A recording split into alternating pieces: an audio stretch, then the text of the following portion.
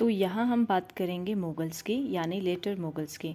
हम देखेंगे कि औरंगज़ेब की डेथ के बाद जो मुग़ल एम्पायर था वो किस तरह से डिक्लाइन हुआ और क्या क्या रीज़न थे और क्या चीज़ें उन्होंने फेस की। ठीक है, तो हमने देखना है कि जो औरंगज़ेब थे, औरंगज़ेब की जो डेथ होती है वो 1707 में होती है। ठीक है, चेंजेस बिफोर द मुग़ल्स, इसको हमने 2 पार्ट में डिवाइड किया है। सबसे पहले आता है आपका एक्सटर्नल चैलेंज और दूसरा आता है आपका इंटरनल चैलेंजेस।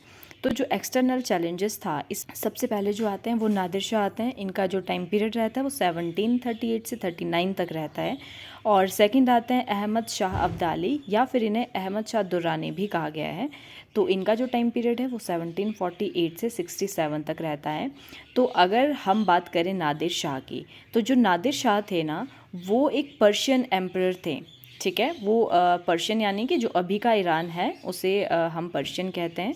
और इन्होंने इंडिया पर अटैक किया 1738 और 39 के आसपास, और इन्होंने जो लाहौर वाला जो रीजन था उसे कैप्चर कर दिया। ठीक है, और जो मुग़ल आर्मी थी उस टाइम पर, मुग़ल आर्मी को इन्होंने डिफीट कर दिया एट करनाल। फरवरी 13 में हुआ था और 1739 के आसपास ये हुआ था।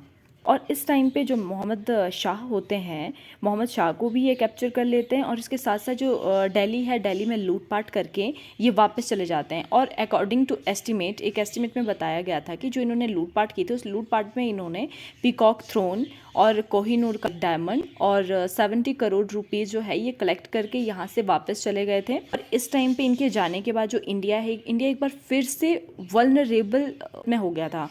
उस पर नॉर्थ वेस्ट साइड से, नॉर्थ वेस्ट आप समझ रहे हो ना, मतलब कि ये वाला यहाँ नॉर्थ और ये वाला वेस्ट, जो ये वाला एरिया था, मतलब इस साइड पे काफ़ी ज़्यादा अटैक हो रहे थे इंडिया पर।